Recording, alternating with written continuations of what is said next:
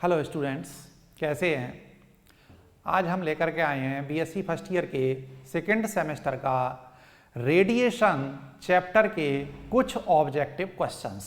तो आइए देखते हैं। पहला क्वेश्चन है, good absorbers are good emitters, the statement is called.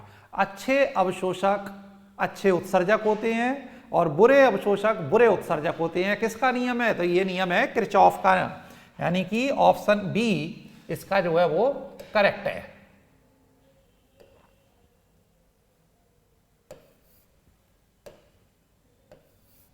B इसका ऑप्शन करेक्ट है। नेक्स्ट क्वेश्चन देखते हैं। For a perfect black body the absorptive power is, तो परफेक्टली ब्लैक बॉडी कौन सी होती है? जो अपने ऊपर गिरने वाले जितने भी रेडिएशन है सबको एब्जॉर्ब कर ले, वो बॉडी क्या कहलाती है? Perfect black body. तो उसका एब्जॉर्प्टिविटी या एब्जॉर्प्शन कोएफिशिएंट, अवशोषण गुणांक कितना होना चाहिए? उसका 1 होना चाहिए। पहला ऑप्शन इसका सही है, ए ऑप्शन सही है। According to Wien's law, Wien's law क्या कहता है? लैम्डा एम इंटू टी बराबर कांस्टेंट। ये हमारा बीन्स लॉ कहलाता है। क्वेश्चन नंबर 3 है, इसमें ए ऑप्शन सही है। लैम्डा एम इंटू टी बराबर कांस्टेंट, ये बीन्स लॉ कहलाता है या बीन का विस्थापन नियम भी इसे कहते हैं। नेक्स्ट क्वेश्चन है, the Stefan's law for a perfect black body is, तो ये होता है E equal to sigma T power 4 minus T 0 power 4। ये इसका ऑप्शन करेक्ट है। ये हमारा स्टीफन बोल्ट्जमैन लॉ कहलाता है। ठीक है। नेक्स्ट क्वेश्चन है, the absolute temperature of a perfect black body is increased to double its value। मतलब ये है कि कोई परफेक्ट ब्लैक बॉडी है, उसका टेम्परेचर प्रारंभिक टेम्परेचर का 2 गुना कर दिया जाता है। यानी T1 की वैल्यू अगर T थी तो T2 की वैल्यू अगर इन्होंने 2T कर दी जाती है। The rate of emission of energy per unit area will become, तब ऊर्जा के उत्सर्जन की दर प्रति एकांक क्षेत्रफल क्या होगी? तो हमने मान लिया कि E1 बराबर E था, तो E2 बराबर कितना होगा? तो हम जानते हैं E is directly proportional to T power 4, उत्सर्जन की दर होती है ये। तो हमें E2 निकालना है, तो E2 upon E1 equal to T2 upon T1 power 4। कितना हो जाएगा? E1 की जगह E आ जाएगा, तो E2 बराबर T2 की वैल्यू कितनी है? 2T upon T power 4 into E। तो ये T से T कैंसिल, ये हो जाएगा 16 इंटू E, यानी कि कितना हो जाएगा? उत्सर्जन की दर 16 गुना हो जाएगी, यानी कि option D is correct. Next question अगर हम देखें, the black body emits, black body क्या चीज इमिट करती है? तो ब्लैक बॉडी क्या होती है? जो अपने ऊपर गिरने वाले सभी रेडिएशंस को एब्जॉर्ब कर ले, और जब उत्सर्जन की बात आए तो सारे रेडिएशन को वो उत्सर्जित कर दे। तो इसका मतलब स्पेक्ट्रम कैसा होगा? इसका कंटिन्यूअस स्पेक्ट्रम होगा। ऑप्शन सी इसका करेक्ट है। Next question, a star which appears blue will be much hotter than the sun, as hot as sun, colder than sun, very cold indeed. तो ये होगा मच हॉटर देन सन, क्योंकि सन कैसा दिखाई देता है हमें? रेड कलर का। और अगर हम वेव गौर से देखें तो इधर की साइड में क्या है? वेवलेंथ इंक्रीज हो रही है, तो एनर्जी किधर की साइड में इंक्रीज होगी? इधर की साइड में। तो रेड कलर जो है वो सबसे कम एनर्जी वाला होगा, क्योंकि ये वेवलेंथ है और E बराबर क्या होती है? H new. तो जिसकी न्यू ज्यादा है उसकी E ज्यादा होगी, और E is directly proportional to T की पावर 4, तो उसका टेम्परेचर भी ज्यादा होगा। तो सबसे ज्यादा हॉट कौन सा होगा? वायलेट कलर, फिर उससे कम इंडिगो, फिर ब्लू, फिर ग्रीन, फिर येलो, फिर ऑरेंज, और सबसे कम जो हॉट होगा, सबसे कम टेम्परेचर होगा, वो रेड कलर का होगा। तो मच हॉटर देन द सन, तो ये सन से ज्यादा गर्म दिखाई होगा, इसके टेम्परेचर सन से भी ज्यादा होगा।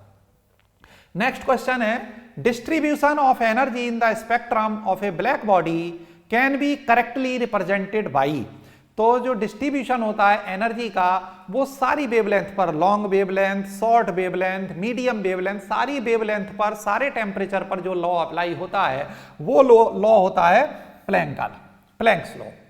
ठीक है। और शॉर्ट वेवलेंथ में अप्लाई होता है तो शॉर्ट वेवलेंथ में बीन्स लॉ, और लॉन्ग वेवलेंथ रीजन में रेले जीन्स लॉ। ये याद रखेंगे। जो प्लैंक्स लॉ है वो सारी वेवलेंथ सारे टेम्परेचर पर, और बीन्स लॉ शॉर्ट वेवलेंथ पर, और रेले जीन्स लॉ लॉन्ग वेवलेंथ पर। नेक्स्ट क्वेश्चन है, electromagnetic radiation is emitted by, तो इलेक्ट्रोमैग्नेटिक रेडिएशन किससे इमिट होते हैं? तो सारी बॉडीज से, सारे टेम्परेचर पर। तो all bodies at all temperatures, ये बिल्कुल करेक्ट ऑप्शन है। नेक्स्ट क्वेश्चन है the surface temperature of the sun is about, सूर्य की सतह का ताप क्या होता है? तो हमें मालूम है 6000 केल्विन होता है। देखते हैं क्या है, 6 × 10⁻³ केल्विन, ये कितना हो गया? ये हो जाएगा 6000 केल्विन। तो ये हमारा ऑप्शन करेक्ट है।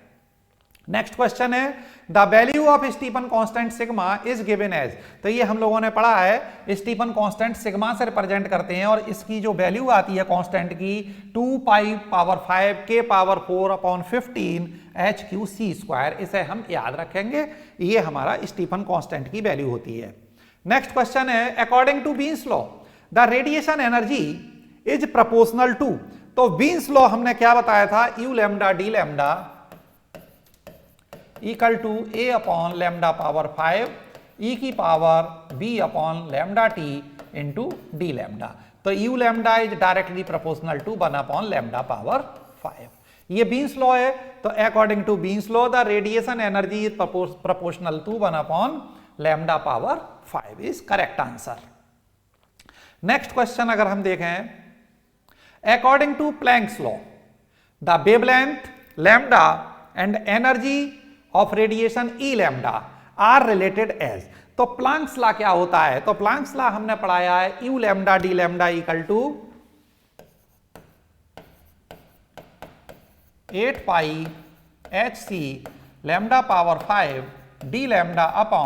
d⁻e⁻hc/λ⁻kT-1, ये फार्मूला हमने पढ़ाया था। इन्होंने U⁻ की जगह क्या किया है? E⁻ किया है, तो E⁻ is directly proportional to क्या होगा? 1/λ⁵ होगा। ये कहलाता है प्लैंक्स लॉ, और ये सारी वेवलेंथ पर और सारे टेम्परेचर्स पर अप्लाई होता है।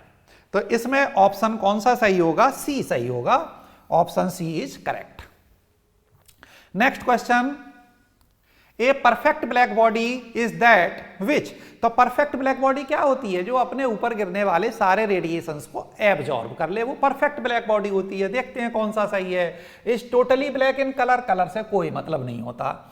Can radiate all it's energy, is made of ideal gas named कृष्णिका, जैसे हम ब्लैक बॉडी कहते हैं, कृष्णिका कहते हैं, आदर्श कृष्णिका। Absorb all the radiation incident on it, तो ये वाला ऑप्शन हमारा D is correct. Next question है average energy of Planck oscillator is, तो एवरेज एनर्जी क्या होती है? E = hν/e⁻hν/kT-1, ये इस तरीके से लिखते हैं hν/e⁻hν/kT-1, तो ये एवरेज एनर्जी कहलाती है प्लैंक ऑसिलेटर की, हमने ड्राइव कराई हुई है, तो ये सभी को याद रखना है। Next question, Rayleigh Jeans law of radiation कहां पर अप्लाई होता है? रेले जीन्स का नियम, तो अभी हमने बताया था प्लैंक रेडिएशन फार्मूला, सारी वेवलेंथ पर, सारे टेम्परेचर पर।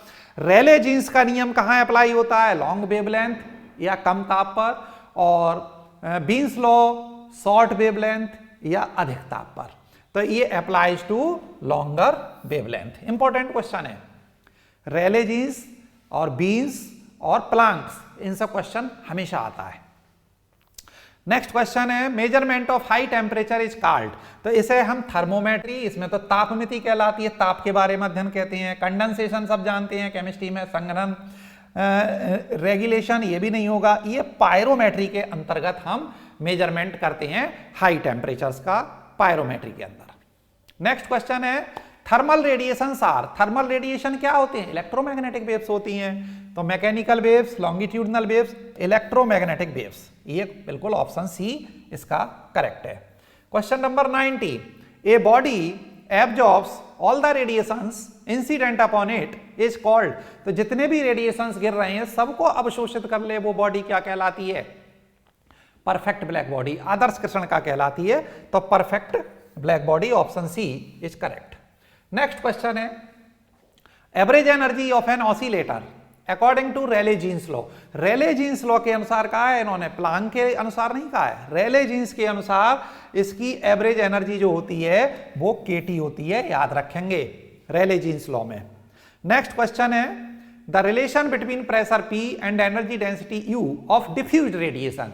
तो दो तरीके के रेडिएशन हमने पढ़ाए हैं, एक होता है विसरित या डिफ्यूज्ड रेडिएशन और एक होता है लंबवत या नॉर्मल रेडिएशन। नॉर्मल रेडिएशन के अंदर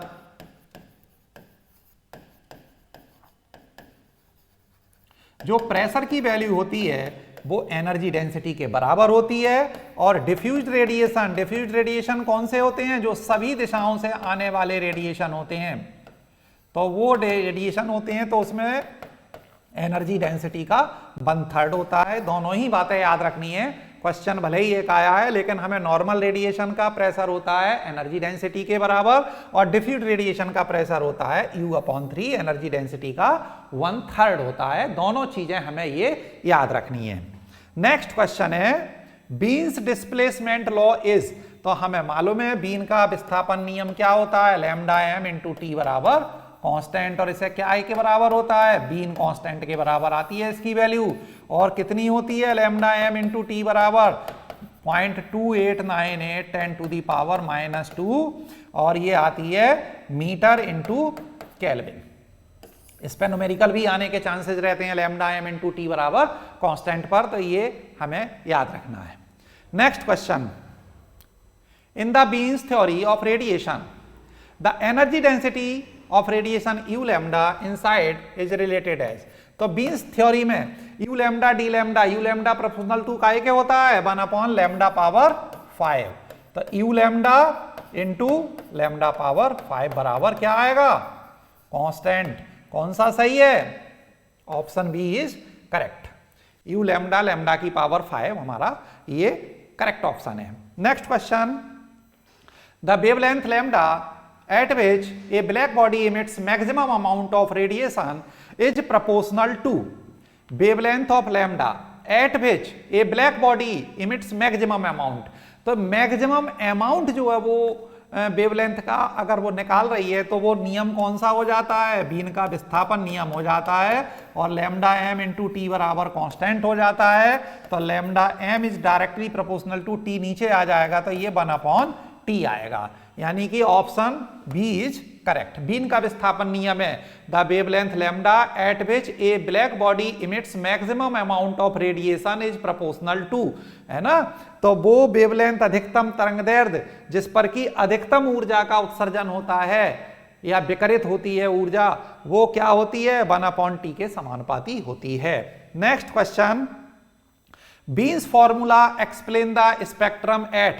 तो बीन का फार्मूला किस पर, शॉर्ट वेवलेंथ या स्मॉलर वेवलेंथ पर अप्लाई होता है, ऑप्शन ए इसका जो है वो करेक्ट आंसर होगा। Next question, calculate the surface temperature of sun.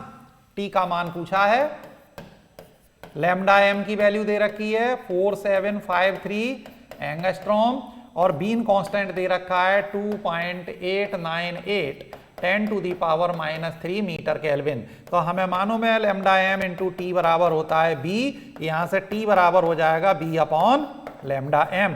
Calculation इसकी करेंगे तब आएगा 6097 केल्विन।